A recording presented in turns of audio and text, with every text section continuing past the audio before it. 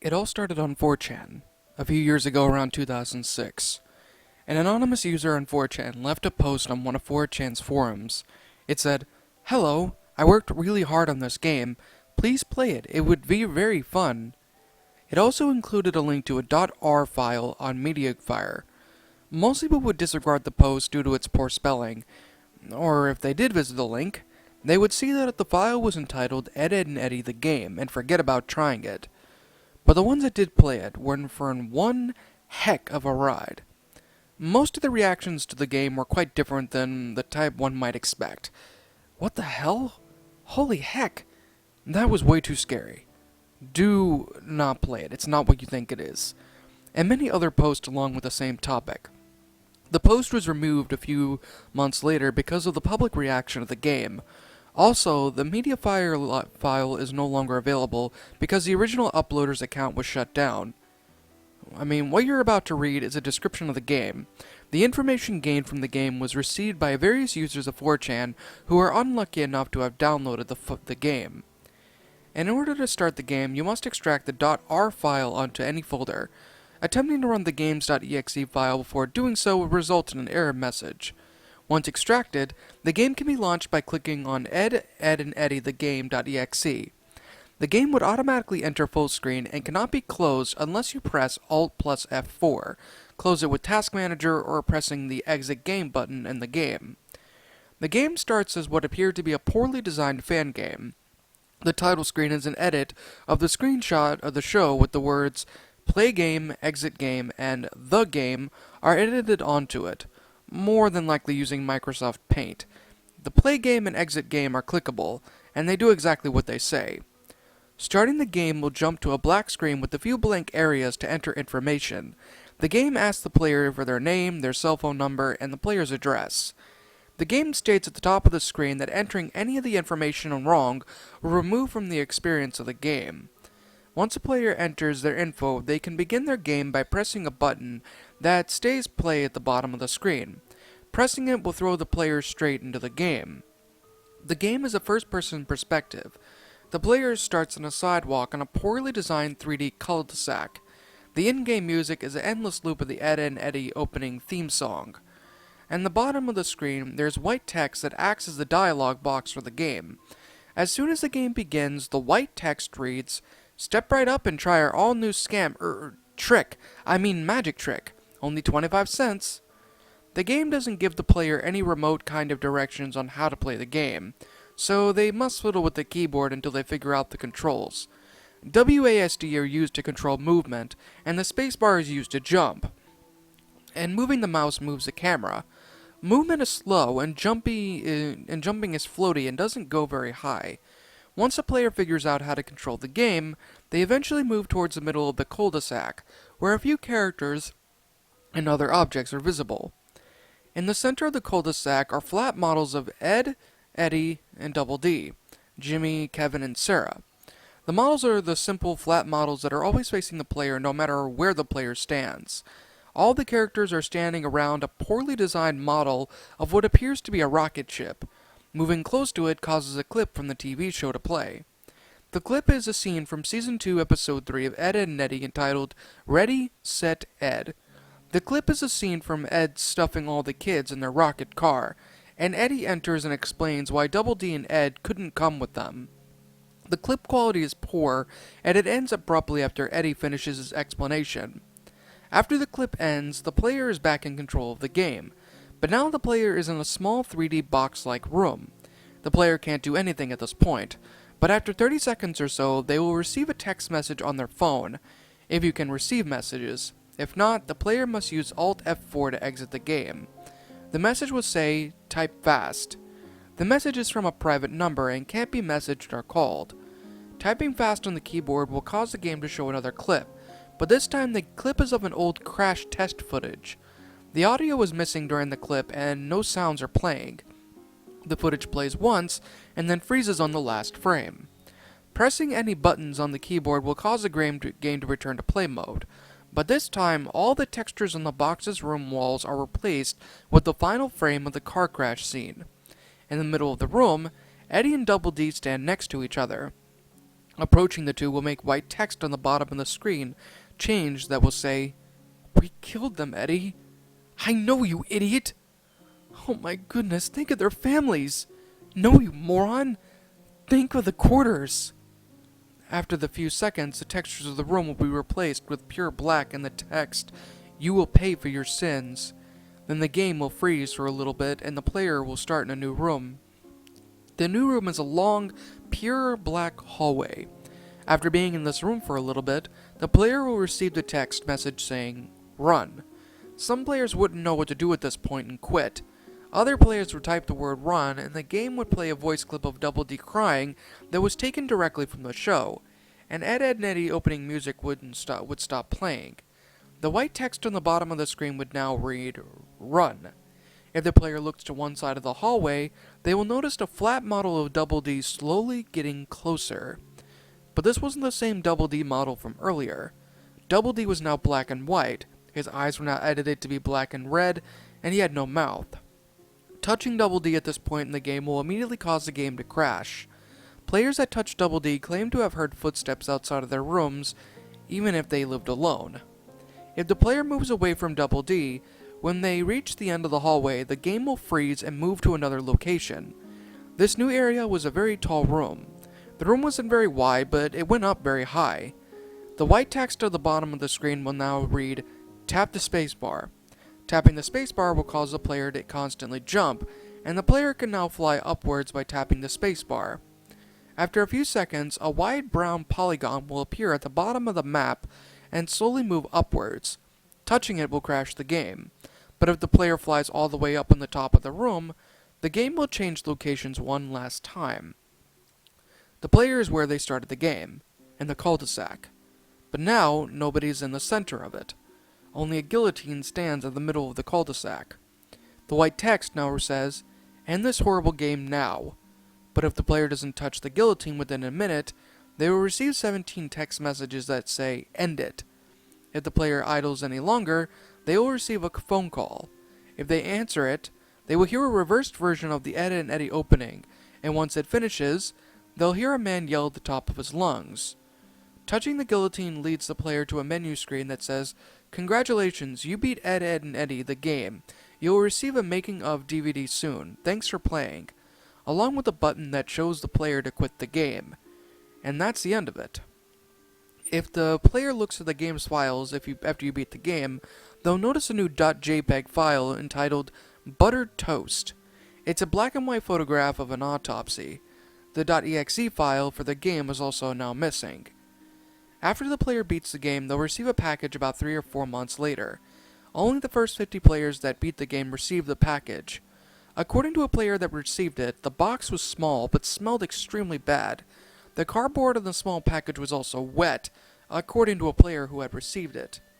Within the package is a blank CD with "The Making of Ed, Edd n Eddy, the Game" written on it with a Sharpie. If a player loads the disc into the computer, they will find a .mp4 file called "The Making of." The file is a video. The video starts off with the Ed, Edd n Eddy opening sequence. After this, a white screen with the words "The make of the game." The screen remains like this for a few seconds and then cuts to a crash test screen featured in the game. The clip now has sounds, but remains quiet until the car hits the wall. Once it does, the video will play screams that are so loud that it could break the player's speakers. Pausing the video here doesn't stop the screams, and the video will force the computer to shut down after it ends. Players that watch the video have had strange occurrences afterwards. They'll tend to hear their phone ring, even though nobody is calling. Some players claim to hear the reversed version of the Ed, Edd n Eddy opening from far away as an echo. When some players sleep, they'll wake up abruptly in the sound of footsteps or the sound of someone whispering, "End it," although nobody is around. Some people even claim that all the files on their desktop will be replaced by the game's executable file. The game is no longer available on the internet, and the creator of the game, still to this very day, remains unknown. And that, my little shadows, was Ed, Edd n Eddy, the game. A Ed, Edd n Eddy video game creepypasta. Well, look at that, you guys. You guys get another video game pasta. Yes, I will be doing more of these, and I definitely enjoy doing these, but this one's been needing a review for a while since I first narrated the story. So, with that said, let's actually get on to the actual review itself of this creepypasta. My final thoughts? A very well done and interesting gaming creepypasta, very believable and very interesting to say the least, and, just genuinely a really good creepypasta to be honest. I know that Some Ordinary Gamers has actually done a review of this before. In fact, he has an entire creepypasta just dedicated to this one thing, although I don't know for a full-on fact if it's still up or not in his original channel, knowing that he doesn't really do creepypastas that much anymore. But even with that said though, this creepypasta more or less is actually something that I can say is very believable. For one, the fact of the matter that somebody could have created something like this is not really that difficult, and given the cheap models and things like that within the actual creepypasta itself, is something that, more or less is not anything that can't be done. Nowadays, people have as much access to these kind of software as much as they'd like. I mean, you could sit there and make an entire Mario ROM game just on the internet on a one single website if you wanted to. So the idea of somebody making something like this is not anything that's completely and utterly out of the ordinary. And given the screenshots and everything, it does seem extremely believable that this could possibly be a very real thing. I mean, maybe that's just me though. Another thing I genuinely liked within the story itself is the fact that everything, is not completely out of the ordinary. Everything seems extremely believable with how the flow and everything goes out with the actual gameplay. And to be honest, I wouldn't mind playing this game. Although I'd have to play a version of the game that wouldn't screw with my computer because this is the one thing that I use to do my job here. But overall, the story more or less is something I can actually say was very, very well done, very well made, and just genuinely an interesting concept more or less. And the whole, and let me address a couple of the cliches that are within the story itself. Like, for example, the autopsy pictures, the red eyes, and things like that. While normally that kind of thing would make me cringe a little bit with how ridiculous it seems to be, it's not something that I can actually say really takes away. It doesn't take away from the creepy factor of the story. If anything, looking at this screenshot and everything, I mean, it's actually genuinely creepy. And one more thing, too. I want to apologize if you guys hear any noises in the background. That's a bird. A really annoying little bird, but a bird nonetheless. So just be patient with, well, I don't know what to say. But just understand that that's not, yeah. Moving on. This was a very well detailed, very well made, and very believable creepypasta. And it really stinks though that people aren't really liking this as much. I mean, for one, there's like, on the Some Ordinary Gamers wiki, it says like silly pasta. I don't really see this as being much of a silly pasta. This is actually a very well detailed creepypasta. I mean, it's genuinely interesting, to be honest. And there's like a bunch of comments too about people saying, when exactly are they gonna make, like a game of this, which I think somebody has made, to be honest. Yeah. But it's definitely an interesting idea, to be honest with all of you. But there are a couple of criticisms that a couple people have narrated, and while I personally don't have any problems, I will be reading some of these to you. One of these comments says 3 out of 10. Making a Johnny model with no eyes isn't really creepy. You could have at least made blood or cuts on Johnny, but you only removed the eyes. You were too lazy to make a black and white Double D model, but instead you stole an image of Double D and just changed the color. By the way, the image of the car crashing is just another stolen image off of Google. But you tried, and you didn't do a good or bad job. Yet I do respect your hard work of writing and correcting grammar. Certainly I can... and there's like a whole bunch of comments spamming well, and it's really funny. I mean, there's like people who claim that this was actually a really good story. I've had people sit there and say that, funny thing about that, there's actually a Game Jolt game. Apparently this is an official game now, which is actually pretty cool. I might actually play it. And if that is the case, I might actually do a little video game thing for you guys. But still, with that said, this is simply my own personal opinion, and if you disagree with it, that's perfectly fine too. We're all entitled to our own opinions in regard to these creepypastas, and this is simply my own personal thoughts. my final rating of the story would have to be a 10 out of 10. A very detailed creepypasta, a very detailed concept, a really interesting game, and if anything, this game might actually just be real. I mean, I've already clicked on the Game Jolt thing, and yeah, provided it doesn't mess up my computer or anything like that, I don't think there would really be much of an issue. But of course, what did you guys think about this creepypasta? Did you guys enjoy it? Did you guys not? Also, what would you have personally done to help make the story a lot better? Oh, and would you guys also want me to do a playthrough of this game on this channel? If you guys like that, let me know. I'll probably download the game and everything and give it a shot and everything for you guys. But of course, like I always say, thanks again for watching today's episode, and like always, roll the outro because I'm out.